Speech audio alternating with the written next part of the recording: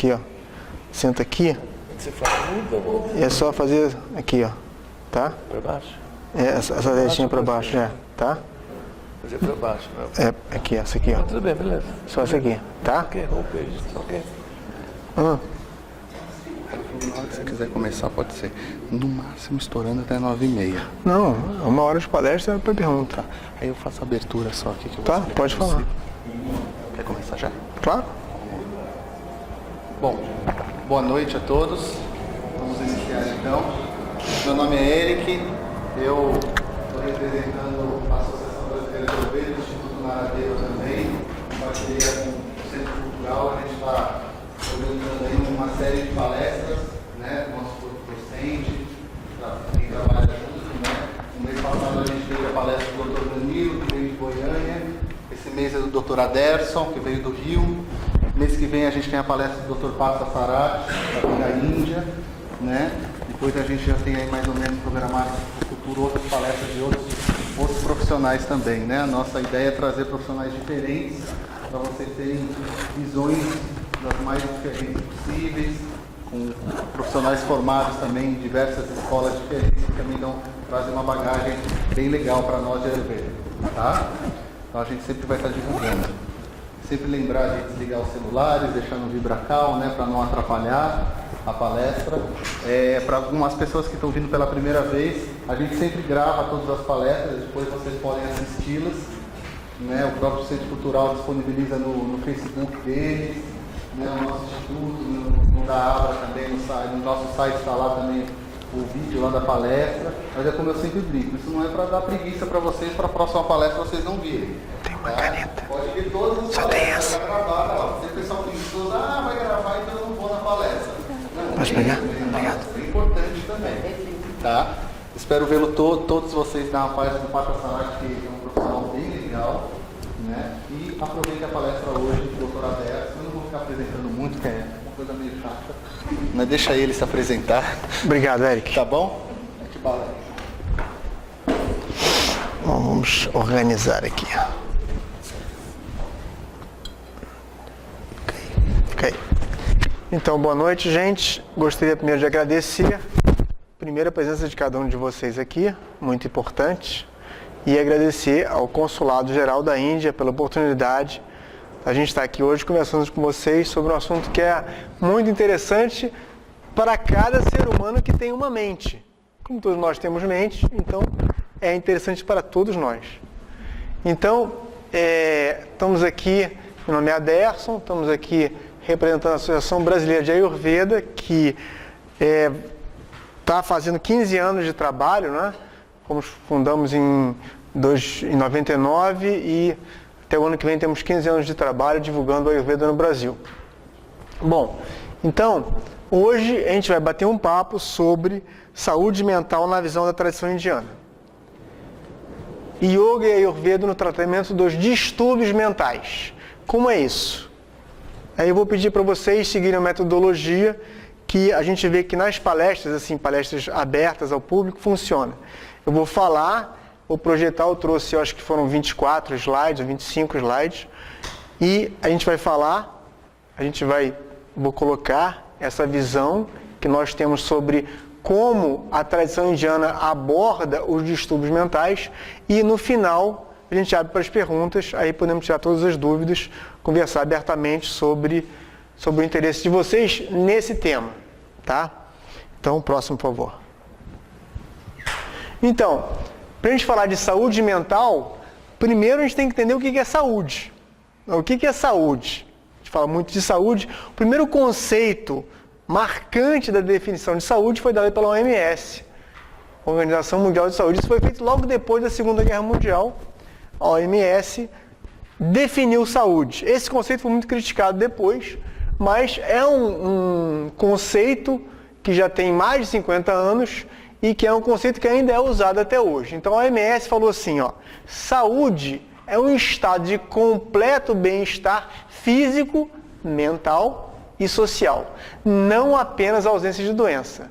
Então a gente vê que quando a OMS falou isso pós Segunda Guerra, ela começou a colocar para as pessoas que saúde não é apenas ausência de doença, Né? Eu estou sem doença, estou saudável. Não. Está sem doença, você está assintomático. É diferente de estar saudável. Saúde é completo bem-estar físico, mental e social. A crítica que se fez depois foi o que é um completo bem-estar. Né? Mas eu, particularmente, acho muito interessante esse conceito da OMS, porque bate muito com o conceito da visão da tradição indiana e muito com a visão do Ayurveda. Posteriormente, foi classificado aqui saúde mental. Ali é saúde como um todo, mas o que seria saúde mental? A gente viu que a OMS colocou que para nós termos saúde, nós temos que ter um completo bem-estar mental também. Não é? Mas, posteriormente, foi definido saúde mental. Seria a capacidade do indivíduo de apreciar a vida e buscar um equilíbrio entre as atividades e os esforços para atingir resiliência. Resiliência, que palavra difícil, né? É uma palavra, um conceito que vem da química, mas é usado na psicologia. Quem estuda psicologia conhece esse conceito. Na psicologia, resiliência é o seguinte: é o processo e resultado de se adaptar com sucesso às experiências de vida difíceis e desafiadoras, através de flexibilidade mental, emocional e comportamental, e ajustamento às demandas internas e externas. Que coisa interessante, né? Então, nesse sentido, saúde mental exige flexibilidade emocional, comportamental e ajustamento a necessidades internas e externas. Que coisa interessante isso, não é? E vamos ver o que a tradição indiana fala de saúde. Já entendeu que o Ocidente fala de saúde, saúde pela OMS, saúde mental, resiliência psicológica, que é dentro da psicologia, como é usado isso, mas como a tradição indiana, o Ayurveda, define saúde. O que ele fala de saúde? Que é algo muito complexo. Próximo, por favor. Então, o Ayurveda fala o seguinte: uma pessoa está saudável apenas quando doshas, são os nossos humores físicos, datus, os nossos tecidos corporais, agni, o nosso fogo digestivo, nosso metabolismo, estão equilibrados. E quando mala, as nossas excreções são eliminadas adequadamente. Ups. Queimou a tampa. Isso foi um mala. Ou será que foi um sinal? Acho que foi um sinal.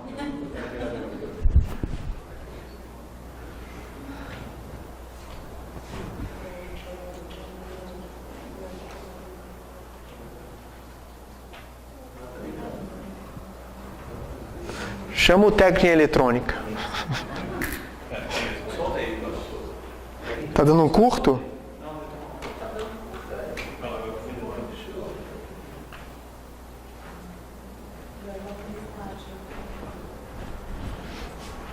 Nada como um especialista. Muito obrigado. Achei que fosse 220, 110, tinha dado um tilt. Bom, então, o Ayurveda ele fala o seguinte, que saúde é quando os nossos doshas físicos, o nosso datus, que são os tecidos, o nosso agni, que é a função digestiva, o fogo digestivo, estão equilibrados. E quando as nossas excreções são eliminadas adequadamente. Isso é muito importante. Hoje em dia a gente não dá muita importância à eliminação de excreções. O Ayurveda fala que isso é fundamental. A gente deve evacuar diariamente. O ideal é que essa evacuação seja feita pela manhã. Ou seja, em outras palavras, o Ayurveda afirma que a gente não deve sair de casa sem evacuar. E isso é muito importante, porque quando a gente evacua, que o Ayurveda chama de malas, as excreções, nós estamos ajudando o corpo a eliminar toxinas. A gente acumula toxinas no nosso dia a dia, na nossa alimentação, pela água, né, a mente. E quando a gente evacua, a gente está ajudando o corpo a eliminar essas toxinas. Então a evacuação é muito importante. É algo muito importante para a nossa saúde. Então, e quando o Atma, que é definido como consciência, o ser ou a alma, a mente e os sentidos encontram-se em um estado agradável de felicidade. Ou seja, veja bem que interessante, o Ayurveda coloca a saúde como um estado de felicidade, que podemos relacionar a um processo de autoconhecimento que necessita de introspecção. Então, sem o processo de autoconhecimento, nessa visão do Ayurveda, saúde não é possível. E saúde mental, inclusive. Né? Então, há necessidade, a gente vai falar sobre isso o tempo todo aqui, de nós desenvolvermos um processo de autoconhecimento. De autoanálise, de introspecção. E isso é o que a gente vai enfatizar mais hoje aqui. Né? Sem esse processo de autoconhecimento, essa saúde mental é impossível. Vamos lá. Então, aí vem o que a Ayurveda chama de doshas. Doshas foi traduzido como humores biológicos. Então, no corpo físico temos 3 doshas, 3 humores. E também na mente nós temos 3 qualidades. Na Índia é tudo 3, né? Vata, Pitta e Kapha, Sattva, Rajas e Tamas, Brahma, Vishnu e Shiva, é tudo 3 na Índia. Então, os 3 humores, doshas que atuam no nosso corpo físico, Vata, ar e espaço. As pessoas que predominam Vata são magras, frias e secas. Isso são qualidades ou características do corpo físico do Vata, tá?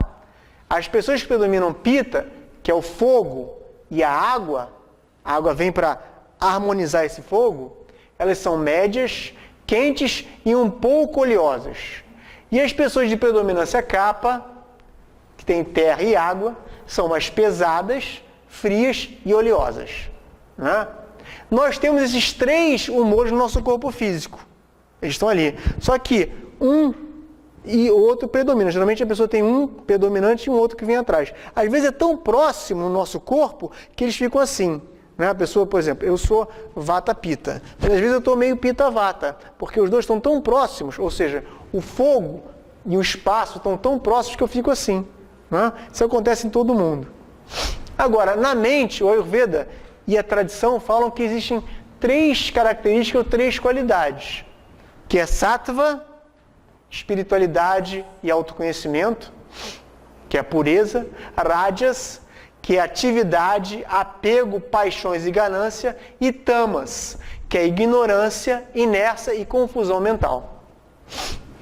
Então, os doshas físicos, Vata, Pitta e Kapha, e as tendências mentais, Sattva, Rajas e Tamas. Próximo. Então, a mente relacionada aos doshas. Os doshas atuam no nosso corpo físico, mas também atuam na nossa mente. Então, uma pessoa predominantemente Vata, como é a mente dessa pessoa? Ela é criativa, ela é sonhadora, ela é rápida, ela é inquieta, ansiosa, impaciente, tem pouca concentração, tendência a medos e instabilidade. Então, essas são qualidades da mente predominantemente Vata. E a mente Pitta? Olha só, ela é determinada, concentrada, inteligente, trabalhadora, agressiva, crítica, competitiva e ciumenta. São características e qualidades da mente Pitta. Já Kapha, quando tem predominância no nosso corpo e mente, ela é calma, tranquila, compaixão, preguiçosa, apegada, possessiva, tendência à depressão e sonolência. Bom, a gente já se identifica aí, né? A minha mente é mais Vata, a minha mente é mais Pitta, a minha mente é mais Kapha. Mas uma coisa a gente pode observar. No mundo de hoje, a maioria das pessoas tem uma mente Vata, que é a maioria das mentes hoje são Vata, né?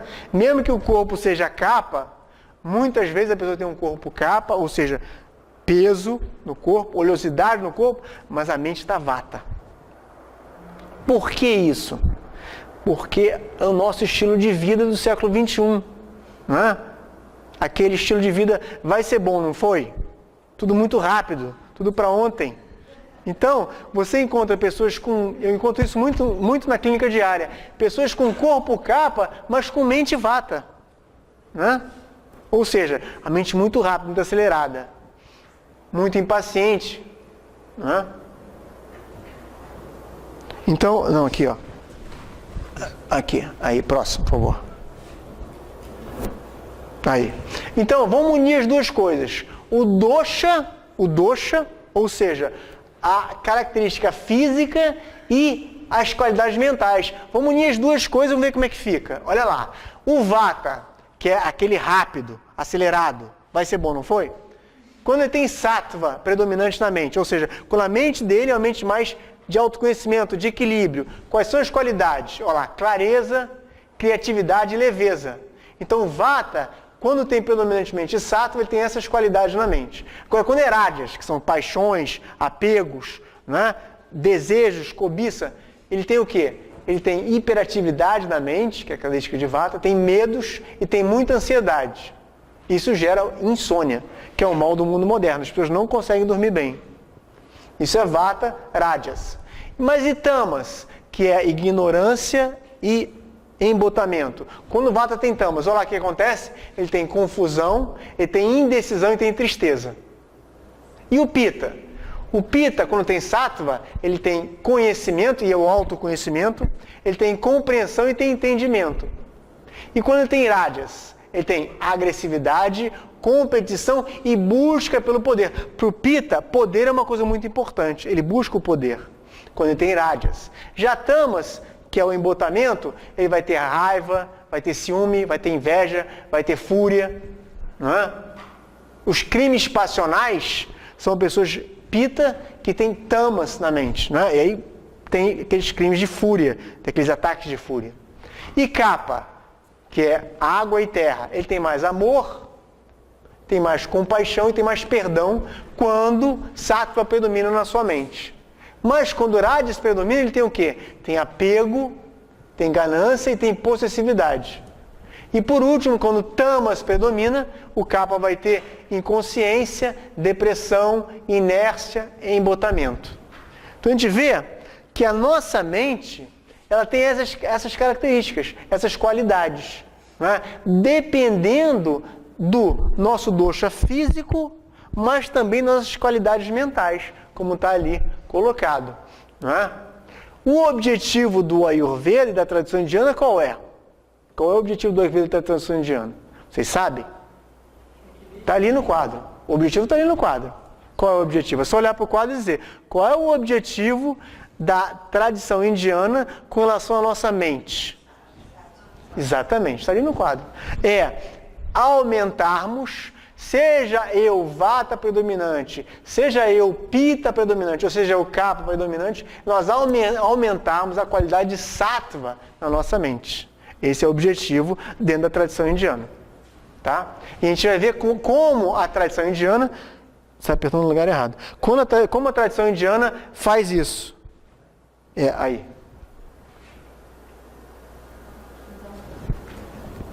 Peraí, calma. Aqui, ó. Peraí. Aqui, primeiro a gente tira aqui, ó, tira aqui, e aí passa. Então, olha só que interessante, né? Isso é a tradição védica. Toda a cultura indiana, ela é embasada numa tradição muito antiga, que são os Vedas. Né? O que a tradição antiga dos Vedas fala dos 4 tipos de mentes, segundo essa visão da Índia antiga? Então nós temos a mente Brahmani. A mente Brahmani, ela tem o quê? Ela tem sattva em primeiro lugar, rajas em segundo e tamas em terceiro. Então o mais importante da mente Brahmani é sattva, em segundo rajas, que é o movimento, né? Sattva é a pureza, é o autoconhecimento, rajas é o movimento, né? A paixão, a busca por realização de desejos, mas são desejos mais egoístas. E por último, tamas, que não é muito importante. Essa é a mente dos sacerdotes, dos monges, dos yogis, dos sábios. Por exemplo, o Papa Francisco. Com certeza, o Papa Francisco demonstrou, pelo seu discurso, que ele tem uma mente de Brahmani, uma mente em que sattva é predominante. Não é? Quando ele age, quando ele realiza alguma coisa, é sempre para o bem das pessoas. Então ele pensa mais no bem das pessoas do que no próprio bem-estar. Né? Tem um exemplo disso, de uma mente Brahmani, é do Swami Vivekananda. Não sei se alguém aqui conhece a história do Swami Vivekananda. Alguém conhece o Swami Vivekananda? Swami Vivekananda foi o primeiro grande mestre indiano a vir ao Ocidente e trazer essa tradição para o Ocidente. Ele chegou nos Estados Unidos em 1893, ou seja, mais de 100 anos atrás. E Swami Vivekananda, com a sua grande sabedoria, falava assim, com a sua grande mente Brahmani, ele falava assim, servir às pessoas é servir a Deus. E esse sempre foi o lema da vida dele. Ele sempre servia as pessoas, que dessa maneira ele estava servindo a Deus e cumprindo a sua missão como Swami, como mestre, né, e sábio que ele foi. Segunda classificação, dentro da tradição védica, são os kshatriyas. Os kshatriyas têm, em primeiro lugar, rajas, movimento, paixão, realização. Em segundo, sattva, autoconhecimento, espiritualidade. Em terceiro e menos importante, tamas. Essa é a mente, na tradição védica antiga, dos governantes, dos políticos, dos militares, que agem, mas quando agem, quando realizam para o bem da sociedade, para o bem comum. Então essa é a mente dos kshatriyas. Em terceiro lugar, tem os vaishyas, né? Que tem rajas em primeiro lugar, ou seja, paixão, realização, busca por alguma coisa, e tamas em segundo. Sattva vem em terceiro. Então, quando o homem de negócio ou comerciante na tradição védica realiza, ele realiza para o seu bem pessoal, né? Para a sua conta bancária, para melhorar o seu negócio, ele pensa no seu negócio. Né? E essa é a mente do pessoas de negócio, dos comerciantes, que querem engordar a sua conta bancária e aumentar a sua empresa. Né? Agora, o problema no Brasil de hoje, qual é? Olhando para aquilo ali, vocês já podem definir qual é o problema. Qual é o problema hoje no Brasil? Qual é o problema no Brasil? Hoje, que a gente vê aí que tem as passeatas todas, né? Exatamente, o problema está ali. Porque os nossos políticos, os nossos governantes, eles não têm uma mente kshatriya, eles têm uma mente vaishya.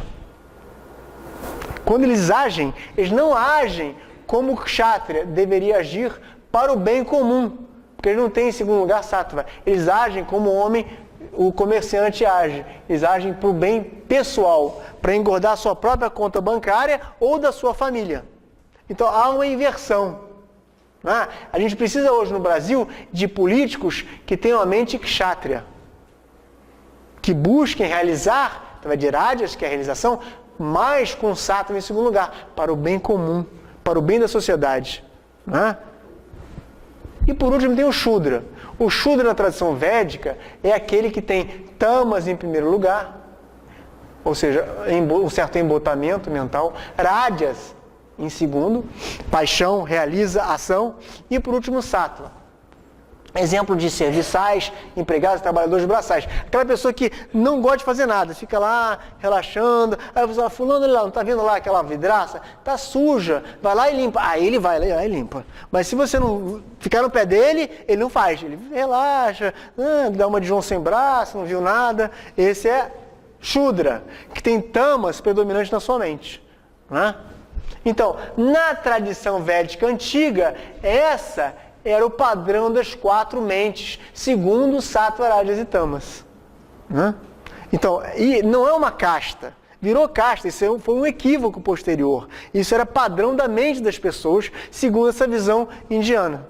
Né? A questão de nascer numa casta não era importante. O importante é você ter esse tipo de padrão mental. E de acordo com o tipo de padrão que você teria, você era indicado para ser um político, um militar, indicado para ser um homem de negócios. Então era diferente a visão. Isso foi deturpado. Próximo. Então, os impulsos, é interessante, né? No Ayurveda, a gente tem impulsos do corpo físico e impulsos da mente. Impulsos do corpo físico, como urinar, evacuar, a fome, não devem ser suprimidos. Não devem ser reprimidos.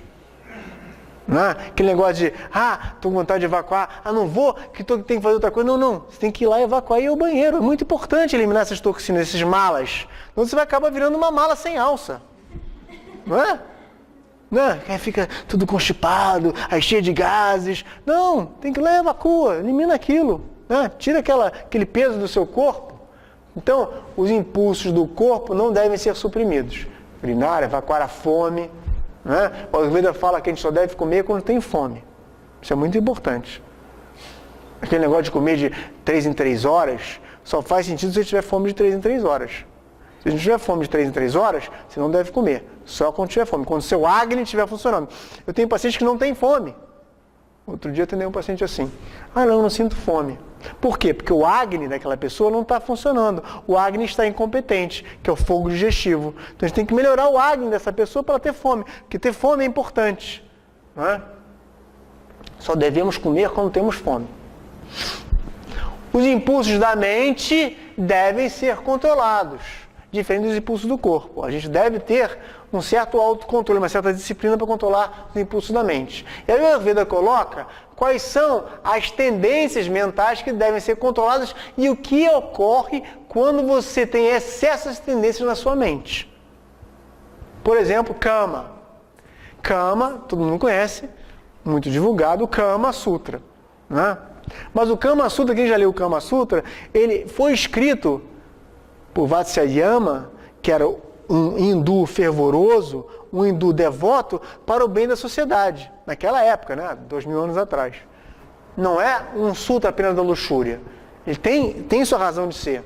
Então, o Kama é o desejo, o Kama é o prazer, o Kama é a luxúria ou a sensualidade. Em excesso, leva a distúrbio de Vata. Sexualidade é algo que deve ser usada de forma saudável. O excesso é prejudicial. Croda, raiva. Excesso de raiva, você só pensa em se vingar, tem uma raiva de uma pessoa ou de uma situação, isso leva a desequilíbrio de Pitta, que é o fogo. Loba, cobiça e ganância, promove distúrbio de Kapha. Claro que em excesso, Próximo. Morra, ilusão ou mania por uma pessoa, por uma coisa. Então essa mania, esse excesso de pensar em uma coisa, em buscar alguma coisa, e estar iludido por aquela coisa, desequilibra Vata. Irsha, inveja. Essa inveja, os textos definem como intolerância com a riqueza e sucesso de outras pessoas.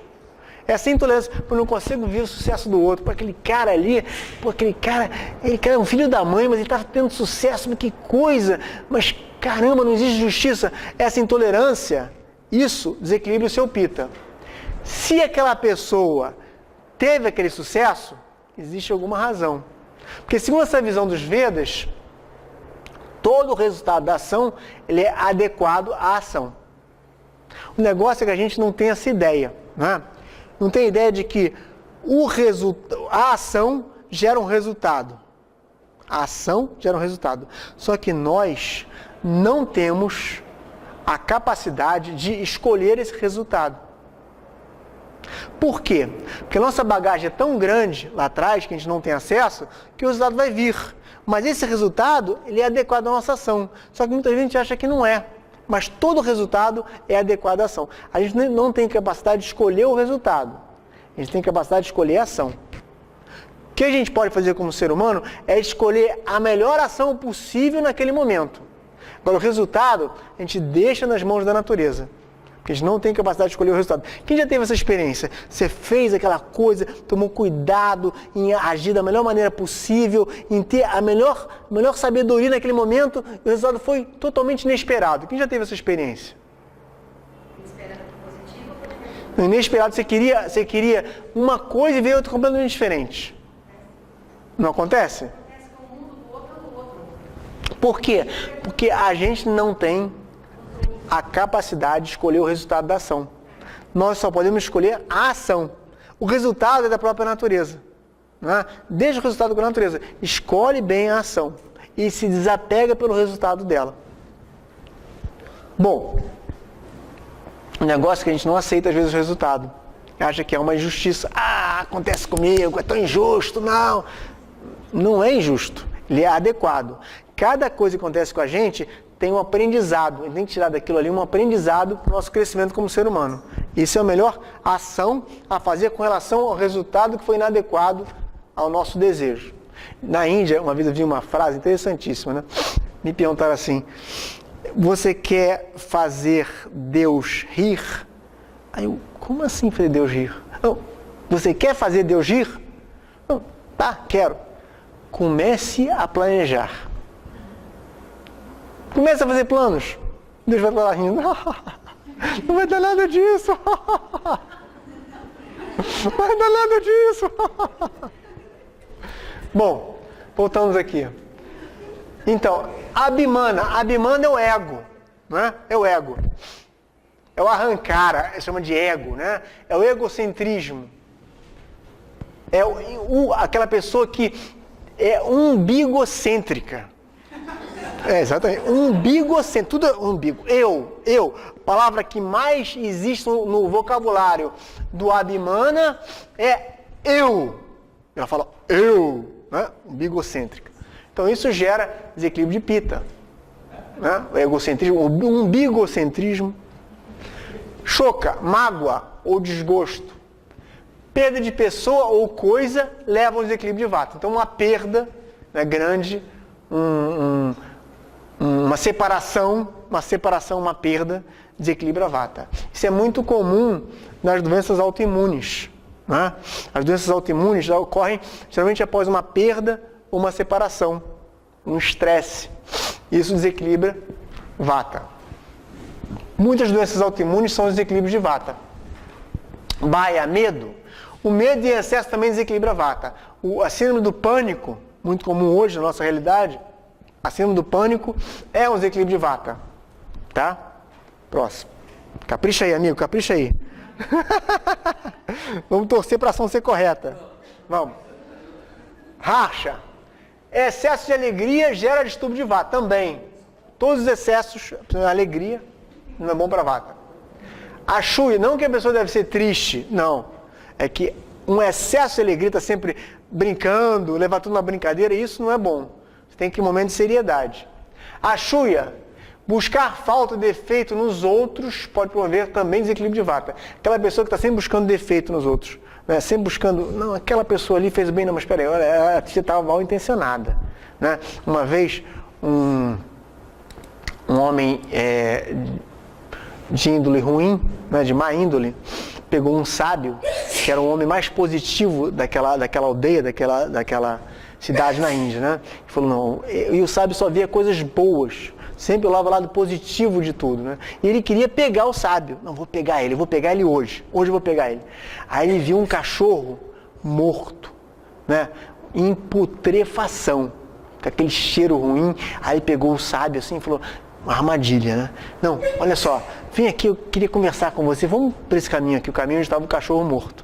Aí ele encontrou o cachorro morto e falou, olha, sábio, olha que cachorro morto, olha que coisa horrível, olha o cheiro, olha que coisa de putrefação, aí só coisas negativas, né? Aí o sábio, para não perder a sua, olhou e falou assim, não, mas olha só que interessante, os dentes dele continuam brancos e límpidos, né? Então essa, digamos, parece uma coisa simples, mas o sábio está dando um exemplo de que mesmo na pior situação a gente pode tirar alguma coisa para o nosso crescimento, ou alguma coisa de positivo. Eu tinha uma professora que falava assim, as coisas só acontecem com a gente precisa daquela situação para aprender alguma coisa.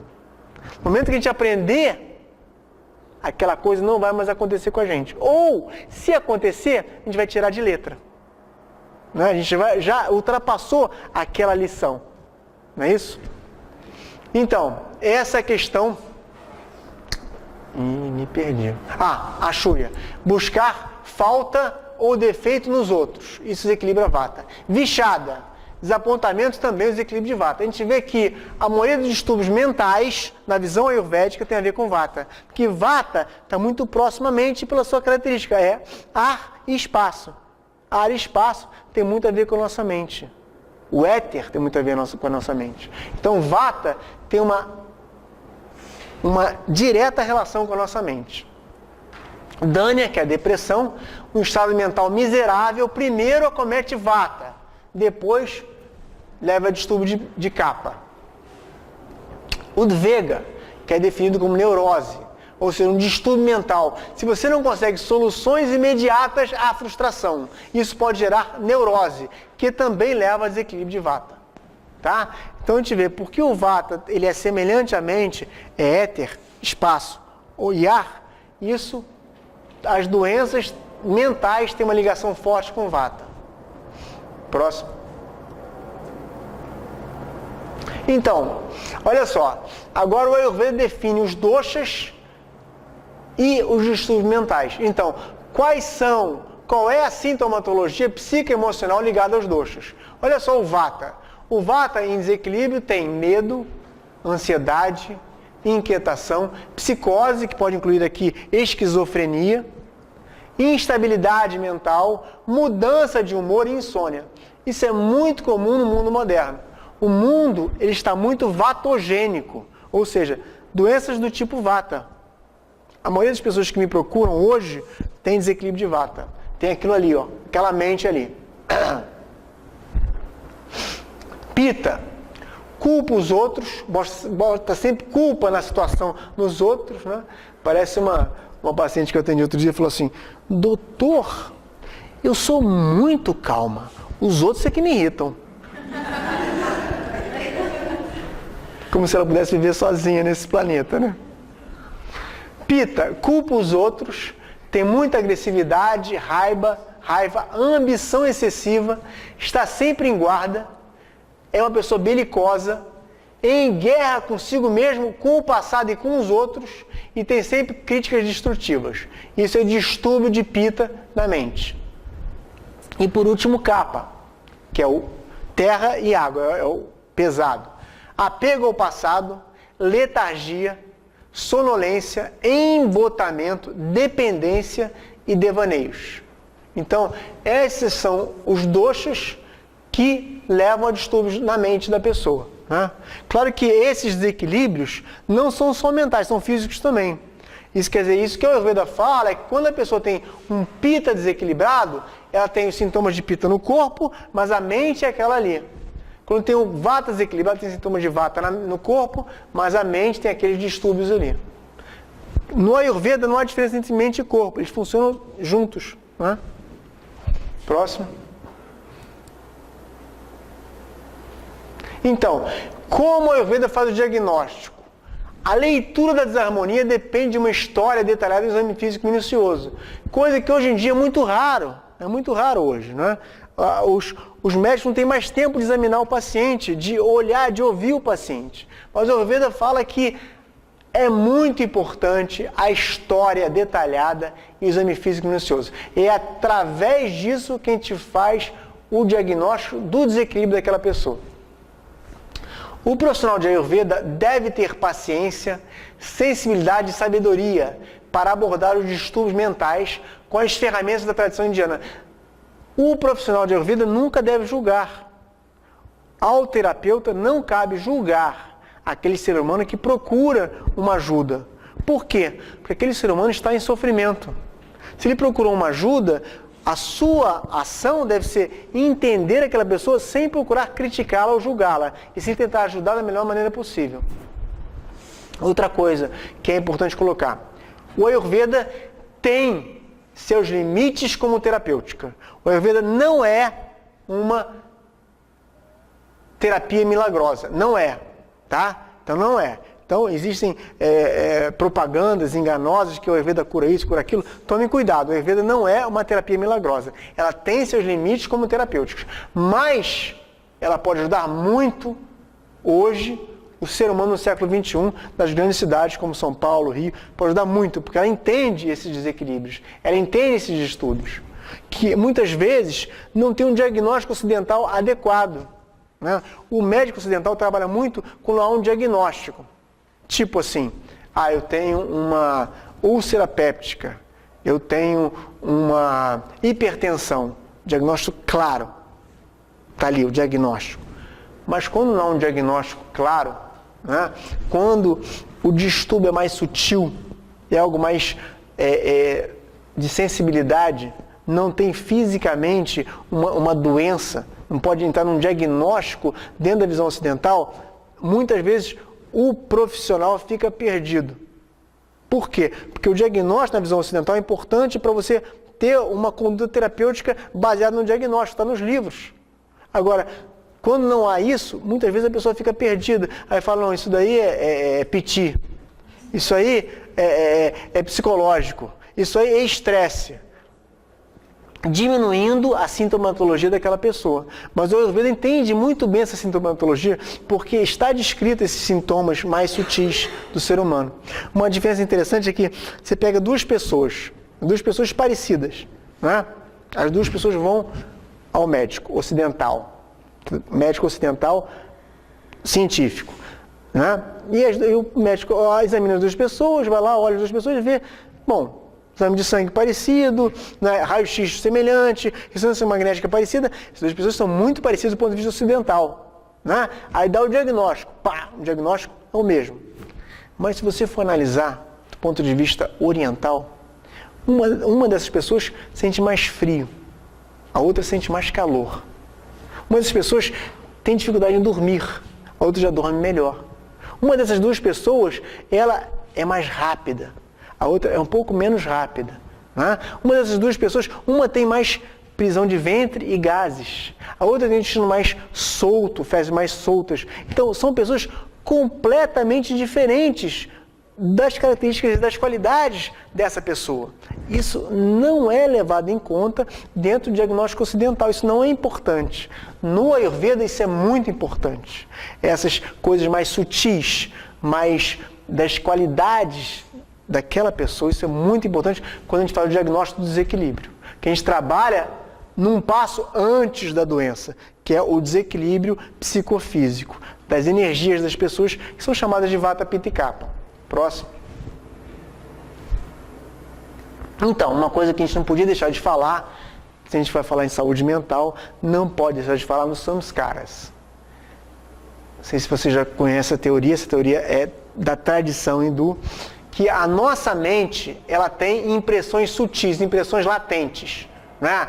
Essas impressões são impulsos mentais que são acumulados devido a ações ou pensamentos e que geram tendências e hábitos. Todos nós aqui nessa sala temos os nossos samskaras. A gente pode até não acreditar que eles existam, pode não saber da existência deles, mas eles estão ali. E esses samskaras promovem bons ou maus hábitos. Muitas vezes as pessoas falam assim, não, eu vou começar uma dieta na segunda-feira. Eu vou deixar de comer aquele docinho, aquele chocolate, aquela pizza à noite, porque eu estou 10 quilos acima do meu peso. Aí a pessoa faz aquilo na primeira semana, na segunda semana volta a comer o docinho, na terceira semana está comendo pizza, na quarta semana está comendo macarrão à noite. Né? Por que isso acontece? O pensamento indiano explica. Porque existem samskaras, tendências na nossa mente, que foram criadas por nós mesmos. Pensamentos, emoções, ações, que deixaram, digamos assim, rios de sinapses neurológicas. E aqueles rios tendem a ser seguidos de novo, porque é mais fácil, dentro do nosso cérebro, seguir aqueles rios. E se você segue muito aquele rio, caminha muito ali, muitas sinapses viram rios enormes, caudalosos. E é difícil bloquear esse fluxo ali. Isso é por causa dos nossos samskaras, eles são muito poderosos. Formam hábitos, não apenas físicos, mas também mentais e emocionais. E é difícil lidar com isso. Às vezes você toma uma decisão, mas um mês depois você está... Vou parar de fumar. Um mês depois volta a fumar. Por causa desses samskaras. Se a gente quer ter saúde mental, se a gente quer desenvolver o nosso potencial mental, nós temos que aprender a lidar e trabalhar com esses samskaras. Como que a gente vai trabalhar com eles? A gente vai falar isso daqui para frente. Como lidar com esses impulsos? Né? Então, uma prévia seria sabedoria, autoanálise e autoconhecimento. Então, tudo passa pelo autoconhecimento. Então, os mestres indianos falam que é necessário desenvolvimento de força de vontade. Mas como assim força de vontade? Algo tão místico, tão assim? Não é não. O Yogananda, que é um grande mestre, né, um dos mestres mais completos que já teve aqui, ele fala o seguinte: força de vontade é que nem músculo. Você quer desenvolver um músculo, como é que você faz? Vai pra academia, pega peso, né? Faz peso, faz uma dieta adequada, pega peso, faz musculação, você desenvolve músculo. Força de vontade é exatamente igual. Você tem que treinar todo dia a sua força de vontade. Ele fala o seguinte: comece com uma coisa de cada vez. Escolha uma coisa. Por exemplo, eu não consigo acordar antes das 9 horas. Um dia, você fala assim: não vou acordar às 9, não vou acordar às 8h30, meia hora antes, para todo dia eu praticar uma meditação. Nem que seja 10 minutos de meditação. Esse ganho de todo dia se sentar de manhã, acordar um pouco mais cedo e sentar 10 minutos para meditar, vai ser um ganho enorme na sua vida. Uma pequena mudança no seu hábito, às vezes tem resultados impressionantes. E isso é uma maneira de desenvolver força de vontade. Você escolher uma coisa de cada vez para melhorar na sua rotina diária. Não escolha coisas enormes, não adianta. Né? Escolha uma coisa mais simples. Por exemplo, diminuir a cafeína do dia. A gente toma muito cafeína. Eu tenho pacientes que tomam 5, 10 cafés por dia, porque é muito fácil estar ali no trabalho, né? Diminui a sua cafeína. Diminui 1 café por semana. Tome no máximo 1, 2 no máximo por dia, não mais do que isso. Se você tem insônia, então é melhor você diminuir mesmo. Então, vamos desenvolver a força de vontade dessa forma. Outra coisa que os mestres falam é desenvolver persistência, disciplina e paciência. É algo que tem que ser feito aos poucos. Não é uma coisa radical. Radical não funciona. Nada que radical funciona. Dietas radicais não funcionam. Rotinas radicais não funcionam. Disciplina radical não funciona. Nada radical funciona. Tem que ser uma coisa paulatina, ou seja, uma coisa bem lenta, gradual. E isso envolve uma coisa que a Ayurveda fala muito: regularidade. A gente tem que ter regularidade na nossa vida. Né? Por que regularidade é importante? É uma coisa interessante. Né? A nossa fisiologia funciona melhor com regularidade. O que é isso? Se você um dia almoça 1h da tarde, que é uma hora boa para almoçar, entre meio-dia e 2, o sol está no seu ápice. E nós somos microcosmos e a natureza é macrocosmo. Então nós seguimos a natureza. As mesmas forças que regem o macrocosmo regem o microcosmo, que é o ser humano. Então, como o sol está a pino lá, entre meio-dia e 2, é o horário do ápice do sol, o nosso Agni, que é o nosso fogo digestivo, também está no seu momento de ápice. Então a maior refeição do dia, a mais importante, é o almoço, entre meio-dia e 2. Então se um dia você almoça 1 hora, que é o bom horário para almoçar, outro dia você almoça às 3, outro dia você não almoça, você vai perturbar a sua fisiologia. A fisiologia não sabe o que vai acontecer com você. O ideal é que você almoce, faça as refeições nos mesmos horários diariamente. O ideal é que você vá dormir mais ou menos no mesmo horário diariamente, para você acostumar a sua fisiologia com essa regularidade. Com isso, não é uma coisa careta. Não, esse cara é muito careta. Não é careta. É porque a fisiologia funciona melhor assim. Claro que um dia você dormir um pouco mais tarde, um dia você deixar de almoçar e comer um sanduíche, não tem problema, eventualmente. Mas o dia a dia, a regularidade é o mais importante. Então, os sábios indianos falam que para trabalhar os seus caras, a melhor coisa, a gente vai falar mais adiante, é prática de yoga e meditação. Se a Índia tivesse deixado para a gente apenas o legado de yoga e meditação, já seria uma coisa enorme. Mas ela deixou muito mais do que isso, né? A gente sabe que ela deixou muito mais do que isso. Mas só se tivesse deixado yoga e meditação, já teria... Índia. Ela deixou muito mais do que isso. Deixou o Tantra, deixou o budismo, deixou yoga, meditação, deixou a Ayurveda, deixou a medicina dos Siddhas, que é a medicina praticada por yogis do sul da Índia, deixou a medicina Unani, que foi desenvolvida pelos muçulmanos que invadiram a Índia na Idade Média, deixou tanta coisa interessante, né? Próximo. Então, qual é a abordagem terapêutica ayurvédica para a saúde mental? Agora a gente vai falar do tratamento na saúde mental. Primeira coisa, Yukti Vyapashraya. O que é o Yukti? Esse nome complexo, difícil de repetir, difícil de falar em sânscrito, quer dizer, Yukti Vyapashraya, quer dizer, tratamento racional. É a racionalidade do Ayurveda. Depende de quê? De diagnóstico ayurvédico e a consequência tentativa de eliminar a causa do adoecimento. Nem sempre é possível. Às vezes não consegue eliminar a causa, né? Mas a tentativa de eliminar a causa do adoecimento. utiliza-se tratamento oposto à qualidade do dosha desequilibrado. Por exemplo, se eu sou vata e estou com um distúrbio de vata, a gente viu que vata é o quê? Leve, frio e seco. Então o tratamento vai ser o contrário. Leve vai ser um tratamento nutridor. Frio vai ser um tratamento aquecedor. E seco vai ser um tratamento oleoso, oleação. Então o Ayurveda é a medicina dos contrários. Então, tratamento oposto à qualidade do dosha desequilibrado. Terapias depuradoras são terapias intoxicantes que eliminam toxinas, mas também eliminam os doshas em excesso, chamado panchakarma. Dieta, sempre individualizada. A dieta ayurvédica é sempre uma dieta natural, uma dieta da estação do ano, né, que a gente está, e uma dieta da região que a gente vive.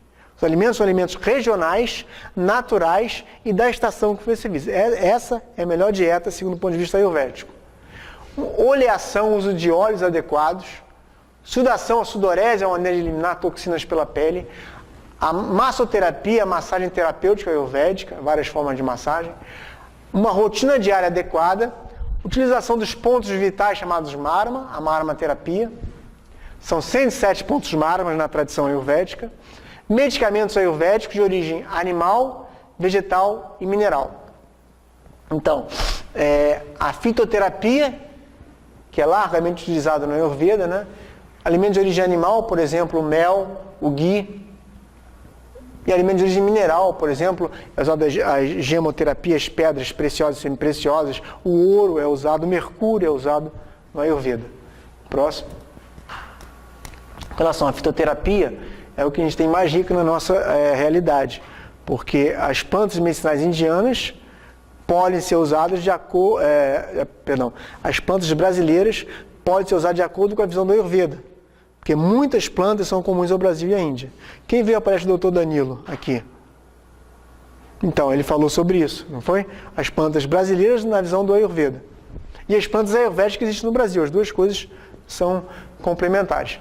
Outra abordagem da saúde mental, Sattva Vajaya, é a psicoterapia ayurvédica, com o objetivo de aumentar a qualidade sattva na nossa mente, ou seja, promover autoconhecimento e espiritualidade, e diminuir rajas, paixões e apegos, e tamas, ignorância, inércia e embotamento mental.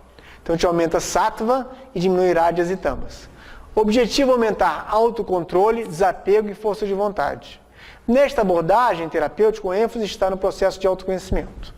Todo o processo indiano é o autoconhecimento. Próximo.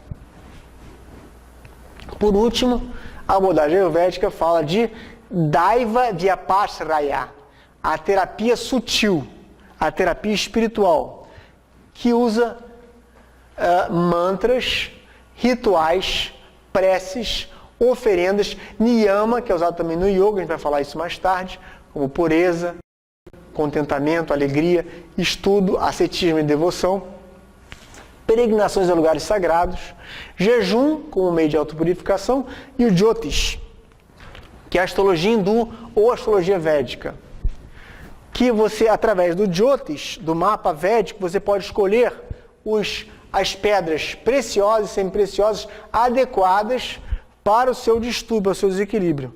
Existe dentro do Jyotish a astrologia médica védica, né? Você, através da astrologia, você pode dar conselhos à pessoa de qual mantra utilizar, né?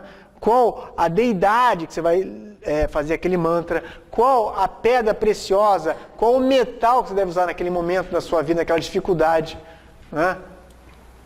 Então isso tudo é descrito na astrologia védica ou hindu. Próximo.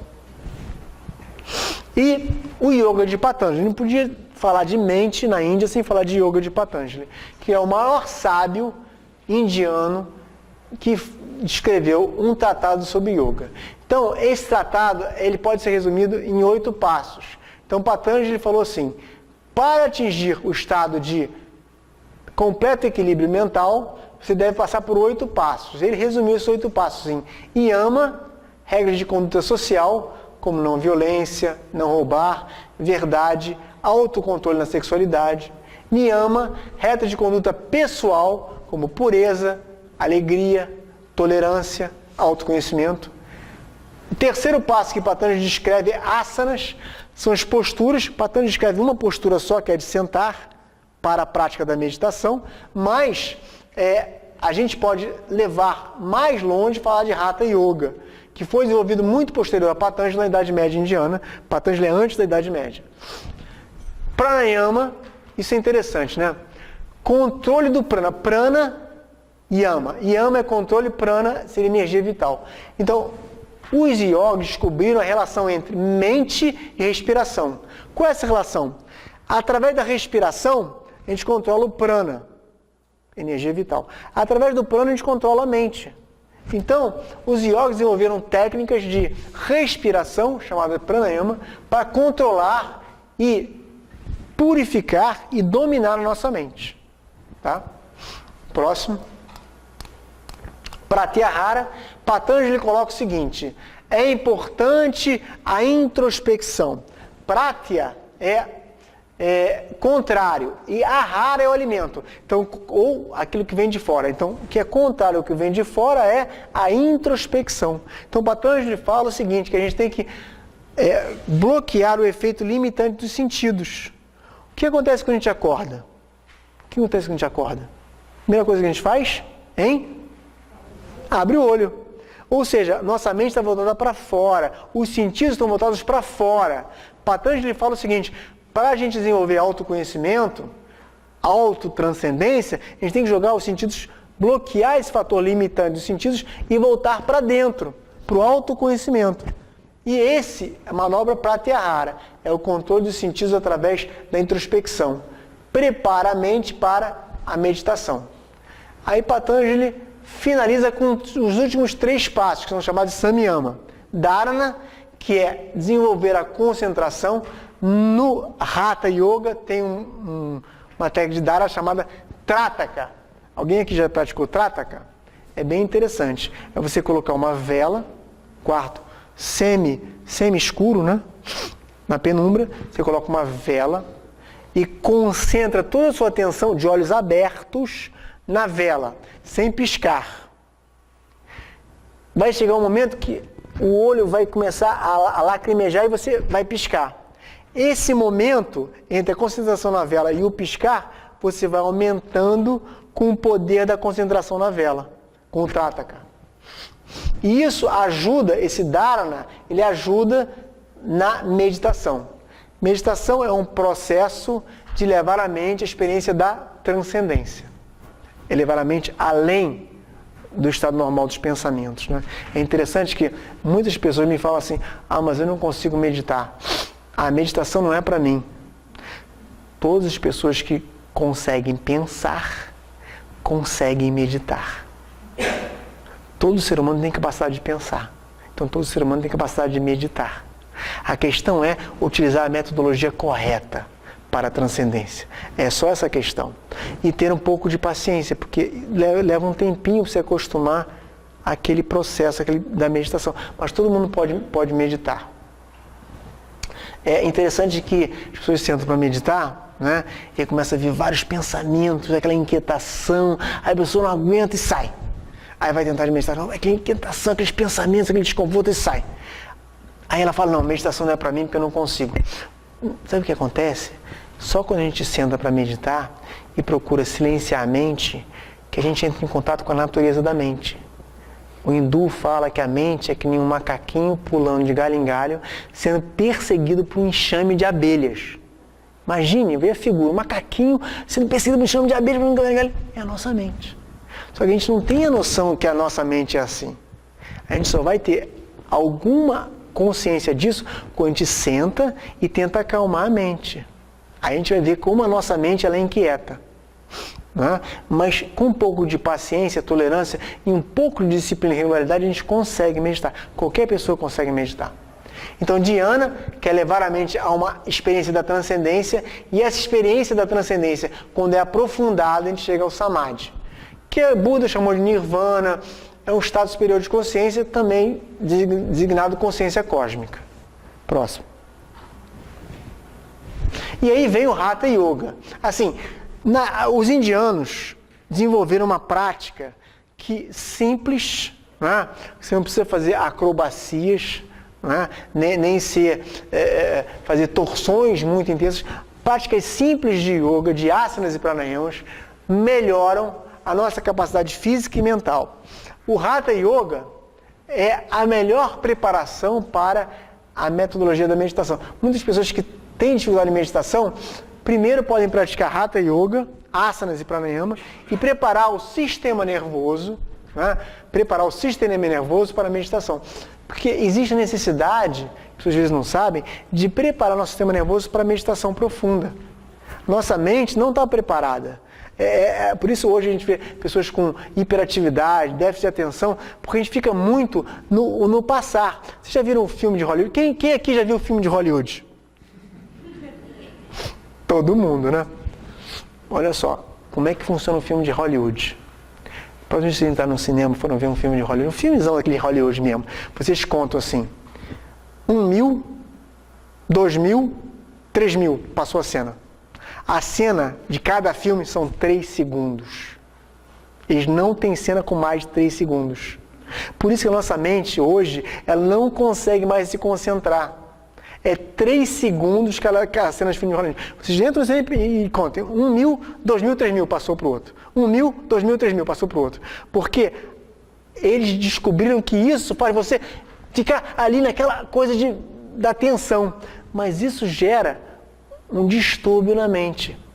Hoje, as pessoas ficam muito tempo na internet, naquele passar de um site para o outro o tempo todo, não tem mais concentração. Tem dificuldade em ler um livro, porque o livro não tem isso, você passar 1 segundo, 2 segundos, 3 segundos, não é assim. O livro você tem que ter calma, tem que ter atenção. Então há hoje um distúrbio classificado, as pessoas ficam muito tempo na internet e a dificuldade que elas têm de ler livro. Isso é um distúrbio de Vata, que é produto da nossa sociedade. Então, isso é que o sistema nervoso está desequilibrado. Então nós precisamos de Hatha Yoga. Prepara nosso sistema nervoso para a meditação. Próximo. Então, olha só o que as pesquisas modernas... Antigamente, eu comecei a meditar, o primeiro curso que fiz de meditação foi em 1977. Né? Tinha 15 anos. E desde lá eu me aprofundei muito na meditação, que é uma coisa que eu muito estudei na minha vida. E no Ocidente, antigamente, naquela época, década de 70, né? Meditação era coisa para hippie, para pessoas que queriam se afastar da sociedade, né? Que iam para o Himalaia, uma montanha, não.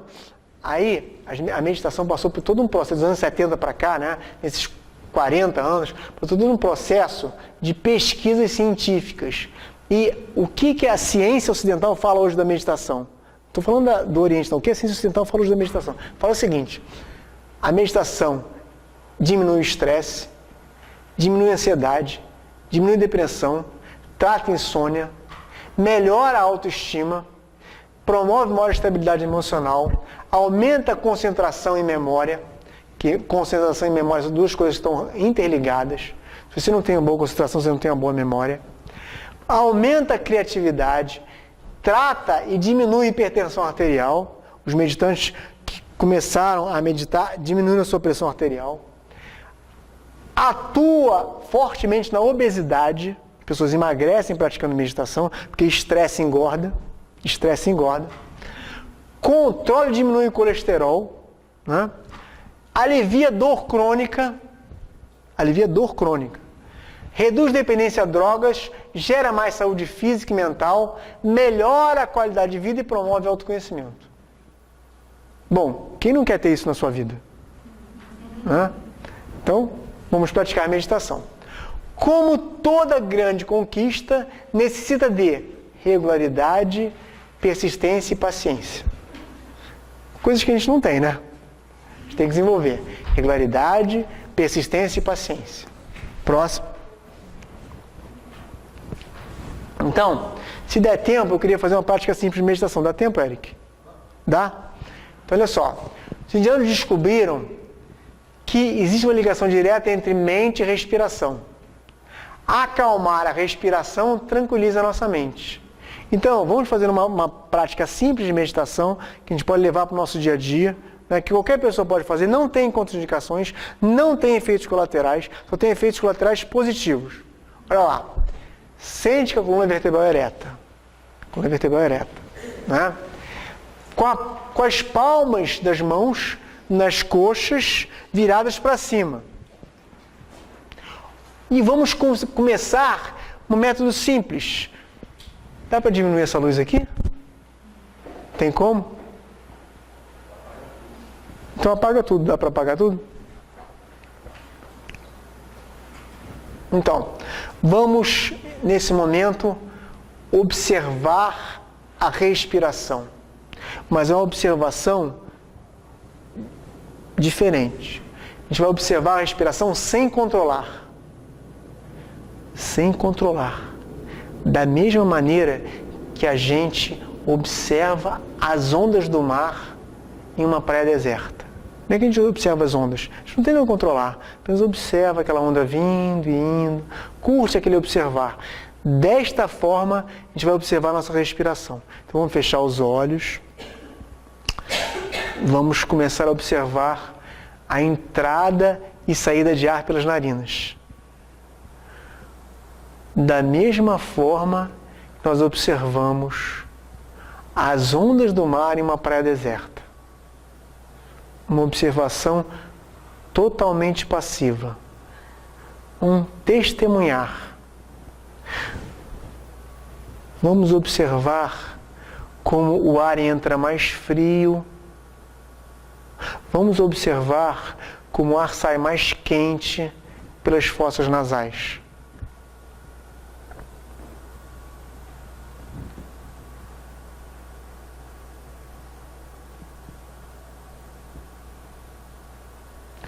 Alguns pensamentos podem surgir, mas a atitude correta é voltar a atenção para a respiração, de uma forma suave, sem esforço, sem tensão.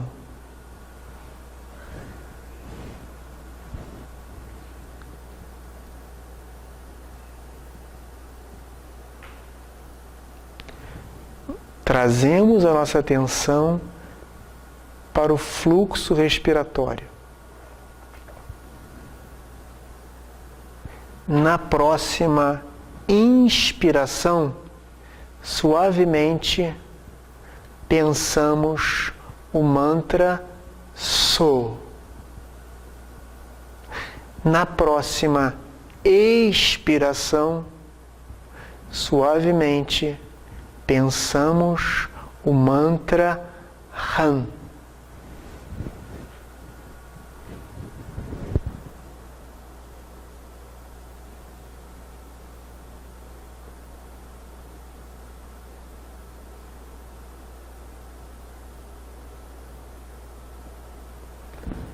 Mantemos a nossa atenção na entrada e saída de ar pelas narinas. Na inspiração, pensamos So. Na expiração, pensamos Ram.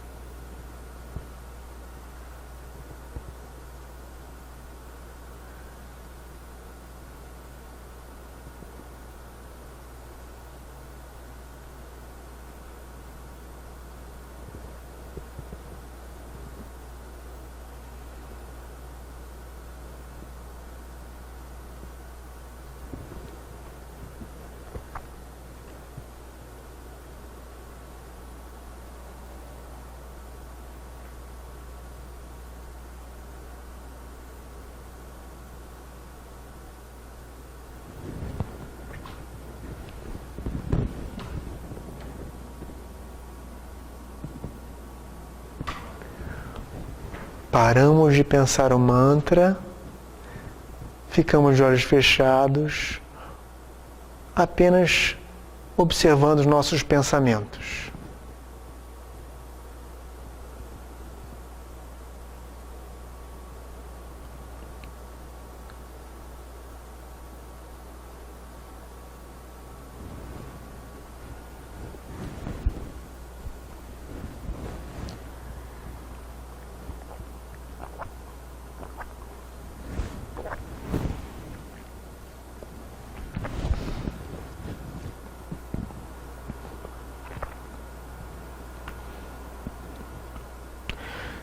Ainda de olhos fechados, trazemos a atenção para o ponto médio entre as sobrancelhas, Ajna Chakra, centro cerebral da vontade e da percepção espiritual, com toda a atenção concentrada nesse ponto, centro da testa, vamos cantar 3 vezes o mantra cósmico Om.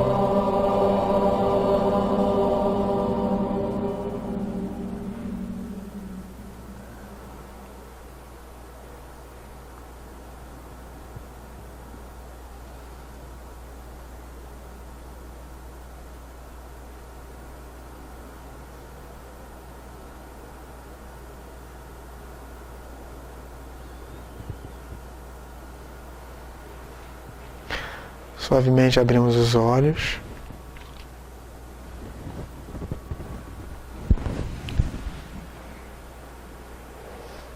Então, para o que a gente falou hoje aqui, sempre gosto de deixar uma literatura, né, para estudo futuro. Então eu recomendo 3 livros em português, que é fácil de encontrar, né?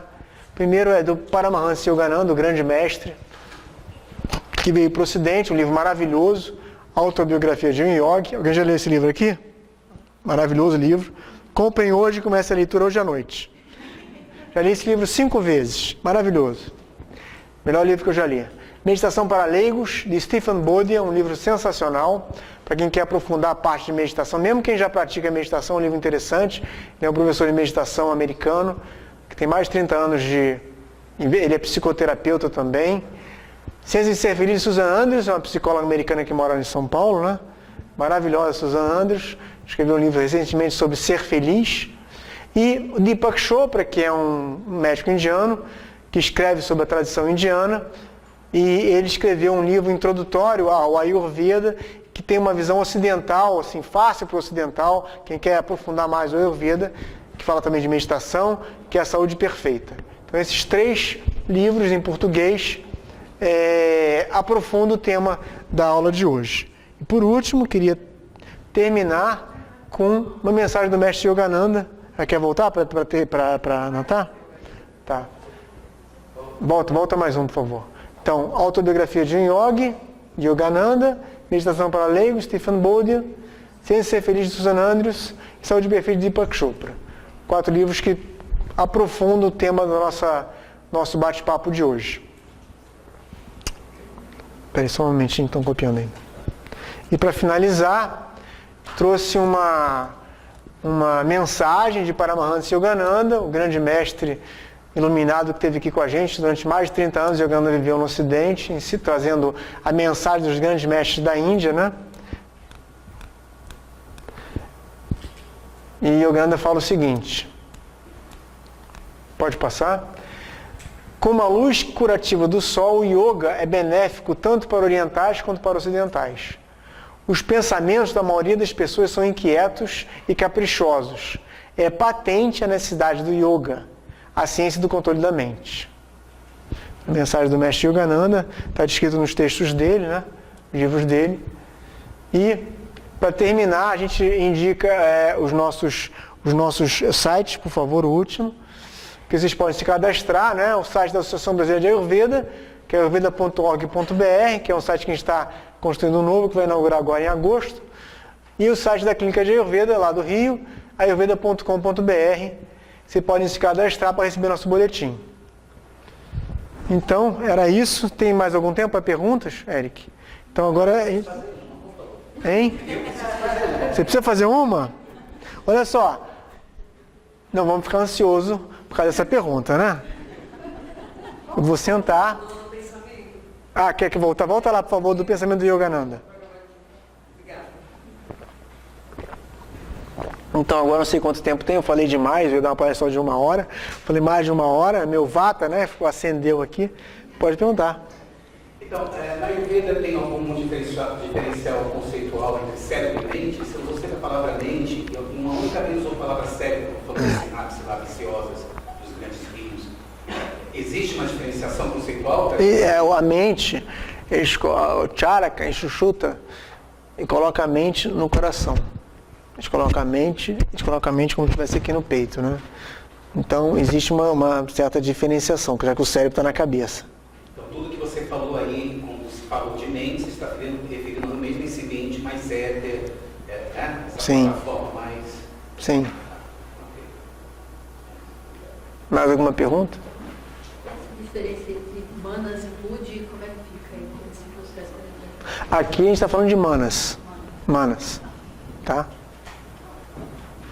A pessoa sempre tem 2 qualidades do vata e kapha. Não, nós temos 5 elementos no nosso corpo, né? E os 5 elementos se traduzem, eles se expressam psicologicamente e fisiologicamente através dos doshas. São expressões psicológicas e fisiológicas dos elementos da natureza, né? Então nós temos os 3 doshas, só que predomina 1 ou 2. Então normalmente nós temos 1 ou 2 que predominam. E essa predominância gera tendências. E essas tendências podem transformar em desequilíbrios. Nesse mundo que a gente vive, uma cidade grande como essa aqui, com milhões de pessoas, é muito difícil nós estarmos totalmente equilibrados. Mas a gente pode melhorar a nossa qualidade de vida. A gente pode dar alguns passos para melhorar a nossa qualidade de vida. Eu dei um grande passo para melhorar a minha qualidade de vida morando perto do meu trabalho. Eu morava longe do meu trabalho, e me mudei e morei perto do meu trabalho. Então isso para mim foi uma atitude que foi desenvolvida durante muitos anos, mas eu hoje tenho mais qualidade de vida do que 10 anos atrás, que eu morava longe do meu trabalho, né? Porque hoje eu almoço todo dia em casa. Isso para mim aumentou minha qualidade de vida enormemente. Uma pergunta. Existe um equilíbrio mesmo ou a pessoa sempre está passível de equilibrar, desequilibrar? Existe alguém equilibrado? Existe. Você não notou que eu sou uma pessoa tão equilibrada assim? Não, assim, existem pessoas equilibradas. Paramahansa Yogananda é uma delas, né? Mas, são pessoas evoluídas espiritualmente, digamos assim, né? Mas, como o dosha seria aquilo que leva a desequilíbrio, dosha pode ser traduzido como defeito, então a gente sempre tende a estar se desequilibrando e se reequilibrando. Então, na visão do Ayurveda, nós não somos estáticos, nós somos um processo. E esse processo tem que estar sempre buscando a volta ao equilíbrio. Não é um equilíbrio estático, não existe equilíbrio estático, porque há sempre uma mudança. Buda falava o seguinte: tudo está sempre mudando. A única coisa que não muda é que tudo está sempre mudando. A gente tem que saber se adaptar a essa mudança. Essa mudança gera desequilíbrio. É impermanência, né? É impermanência. Nós somos a impermanência. Exatamente. Somos da natureza. Não tem nada que... É questão de se adaptar a essas mudanças, não é? E não se apegar ao velho. Está aberto, abra o seu coração para o novo. Não se apegue ao velho. Tudo vai mudar. Nós estamos envelhecendo, nós estamos degenerando. Isso faz parte. Não encare o envelhecimento como uma coisa ruim. Faz parte do processo. Nesse contexto do macro com microcosmo, a Ayurveda leva em consideração assim, o tratamento também as estações do ano? Sim, claro.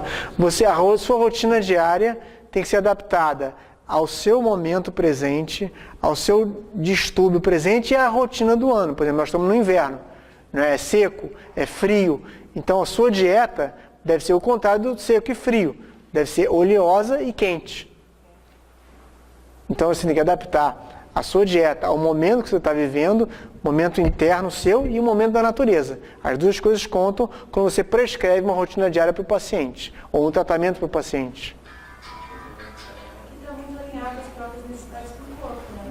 No verão você tem mais vontade de coisas geladas, Sim. no inverno você quer sopa, É verdade. as pessoas fazem. Mas o Ayurveda não recomenda gelado. Você pode usar frio, mas nunca gelado. Nosso corpo está a 37 graus. O que acontece se você bota uma bebida a 10 graus? Né? Há um choque. Não é? Isso apaga o nosso fogo digestivo. Então, a Ayurveda nunca recomenda gelado. Você pode ter uma coisa mais friazinha, mas nunca o gelado. Nunca aquela bebida cheia de gelo, não. Isso para a Ayurveda não faz parte. Mas o desequilíbrio nesse caso não caleja. Não quê? Caleja é você fortalece, você pega uma diversidade e essa diversidade... O desequilíbrio fortalece? Não, por exemplo, no caso você está tomando um gelado. Talvez seu fogo não tenha que se aquecer. Não, olha só. O fogo digestivo, existe um limite para o seu reequilíbrio, né? Ou para o seu sistema imunológico, as suas defesas. Existe um limite. Por exemplo, você vai passear lá na Finlândia, ou vai passear no Alasca, e você tem um buraco no gelo, você cai dentro daquela água a perto de 0 graus. Sua fisiologia não está preparada para aquilo. Então existe um limite para o seu corpo conseguir se adaptar àquela mudança. Entende? Então, existe um limite dentro da natureza. Você pode se adaptar até certo ponto. Mais do que aquilo, vão gerar desequilíbrios. Faz parte do seu corpo, isso. Como que, segundo a Ayurveda, o uso excessivo, né, para não ser de forma viciosa, né, da cannabis, do cigarro e do álcool, que são as três que eu acho que são mais usadas variadamente atualmente, como é que ele afeta?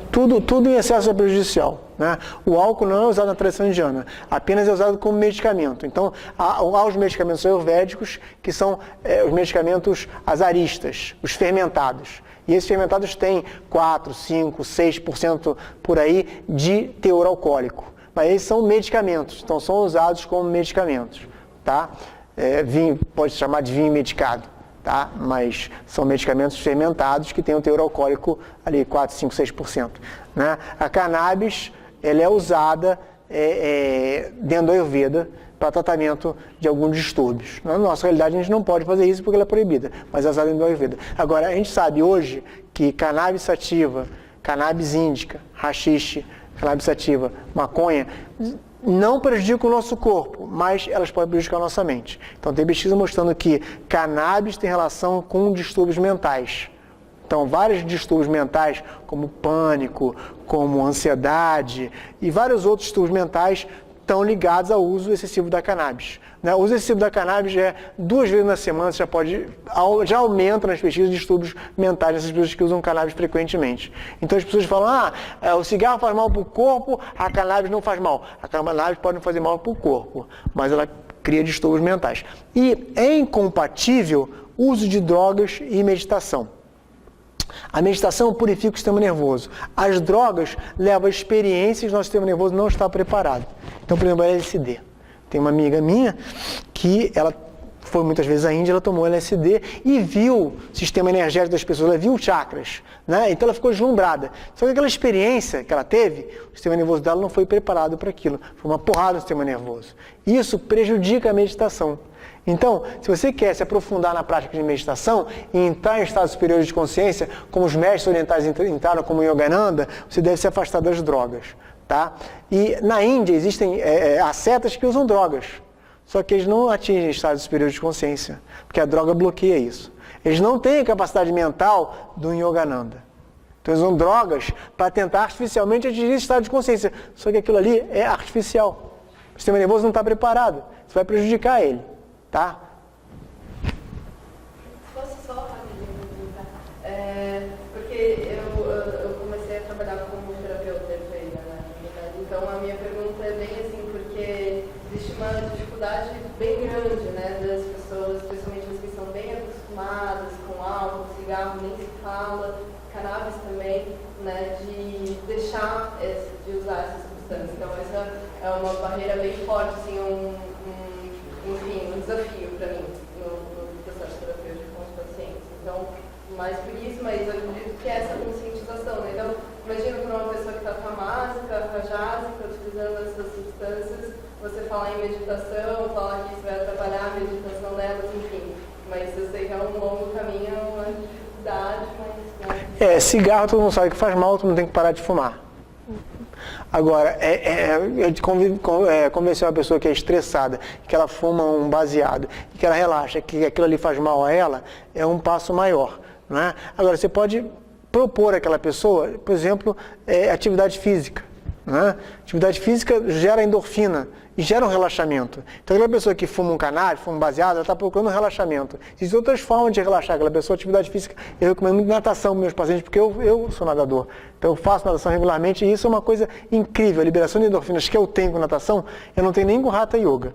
Sai melhor de uma prática de natação, muitas vezes, que uma prática de Hatha Yoga. Para mim, natação é um esporte excelente. E dentro de uma piscina tem que ser aquecida, né?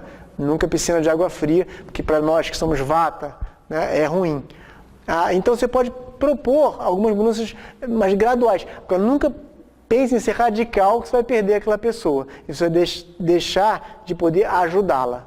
Né? Todo radicalismo afasta as pessoas. Então tem que ter, sim, humildade, tentar ajudar de uma outra forma, né? E de repente indicar uma literatura, né? Essa meditação para leigos é muito interessante.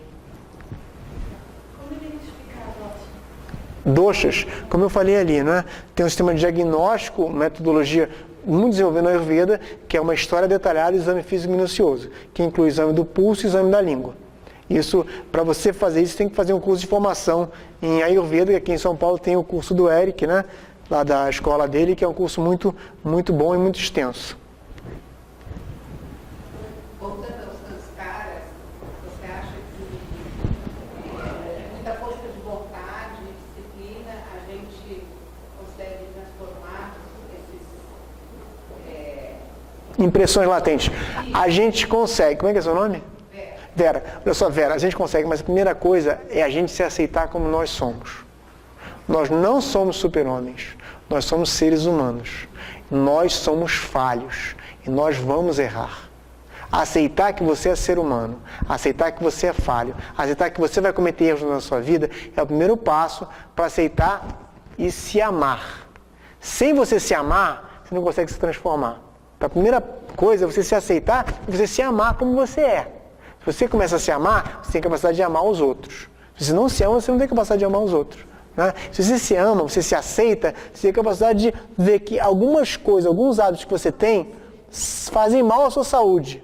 E como transformar esses hábitos?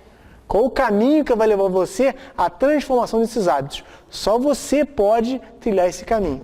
Ninguém pode trilhar por você. Você pode chegar num sábio, num mestre, num iluminado, ele pode apontar o caminho, mas quem vai fazer o caminho é você. E tudo passa num processo de autoconhecimento. Todas as respostas que você pode buscar estão em você aqui e agora. É só você atingir esse nível das respostas. A gente fica buscando respostas fora, elas não estão fora. Todas as respostas que a gente quer estão dentro de nós, aqui e agora. Agora só precisamos atingir esse nível das respostas. E o caminho é esse. Daqueles que você apresentou mais no estudo, era muito mais em Vata do que em Kapha, né? Porque a gente falou, Vata é éter, espaço e ar. Ele é mais sutil. Né? Essa sutileza também é a qualidade da nossa mente. A mente é mais sutil. Então, o Vata tem muito mais ligação com a nossa mente. Né? Então, a maioria dos distúrbios hoje são vatogênicos, são vatices. Né? Uma pessoa está vateando. É porque a nossa sociedade de hoje é muito vata. Se pegar a sociedade de hoje, século XXI, e no século XIX, vai ver uma diferença incrível. Esses brinquedinhos aumentam muito o nosso vata, são necessários, mas aumentam o nosso vata. O negócio é a gente limitar a utilização deles. Não é? Tem pessoas que estão viciadas em internet. Tem que limitar o uso desses ondas eletromagnéticas. Teria outras discussões para distúrbios de Pitta ou Kapha, não? Porque eu sei que Vata é o que mais desequilibra mais facilmente, né? E que tem também um retorno mais fácil. Kapha é difícil de desequilibrar, mas também o desequilíbrio dele é profundo e para retornar é, né? Mas assim, a hora que você apresentou, eu falei, será que não tem mais distúrbio para Kapha? Esses são descritos pela literatura indiana, né? São esses os principais. Quando você falou de depressão você falou, ela começa como Vata e ela atinge Kapha. Que é isso? Pode estar nos dois, a depressão pode estar nos dois. Né? A depressão Vata é a depressão muito ansiosa. A pessoa tem uma depressão, né, muito ansiosa. A depressão Kapha é aquela pessoa que não quer mais fazer nada. Ela entregou. né? A depressão mais profunda, ela se entregou. O Vata tem uma depressão, mas tem ansiedade associada, né? Porque Vata gera muito movimento, muita ansiedade. Então tem uma certa diferença entre depressão Vata e depressão Kapha.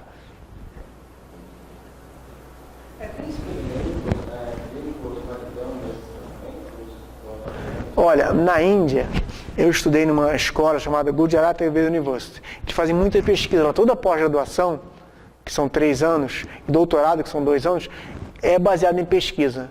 Então, pesquisa com hipertensão, pesquisa com insônia. Então, a gente tem muita pesquisa na Índia. O problema é que a gente não tem acesso a essas pesquisas. Essas pesquisas são publicadas em revistas indianas, né, que não são indexadas. Ou seja, não tem acesso internacional. Mas tem muita pesquisa hoje feita na Índia com a Ayurveda. Além de yoga e meditação, muita pesquisa, né?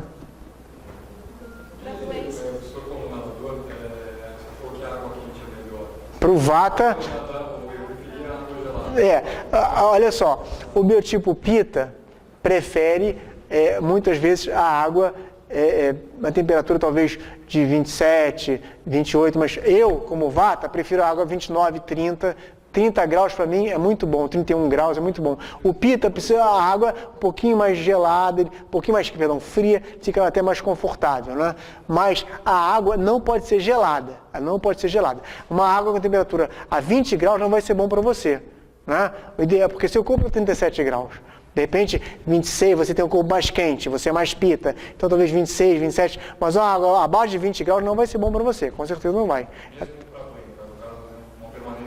Ah, não, para banho não tem problema. Se nadar uma hora numa água a 20 graus, 15 graus, você não vai aguentar. Ó, a última pergunta que tem que encerrar.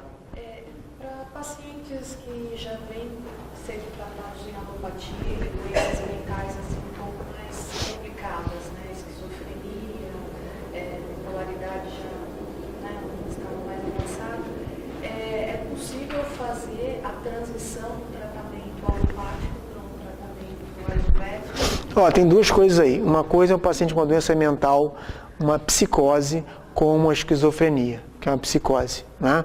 Então, na Índia, eles internam esse paciente. Eu e Eric fomos lá num hospital psiquiátrico, um hospital tipo SUS, né? Eles internam o paciente e tem terapias mais profundas, né? De panchakarma, desintoxicação.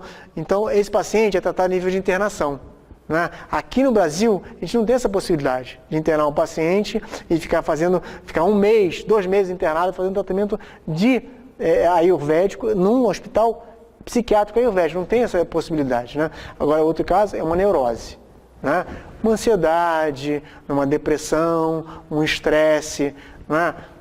Um pânico. Isso eu tenho experiência de tratar e com resultados interessantes dentro da tradição indiana. Mas lá da sua experiência que você chegou a ver, existia algum paciente que veio de longo prazo no tratamento alopático, passou no tratamento ayurvédico e teve sucesso?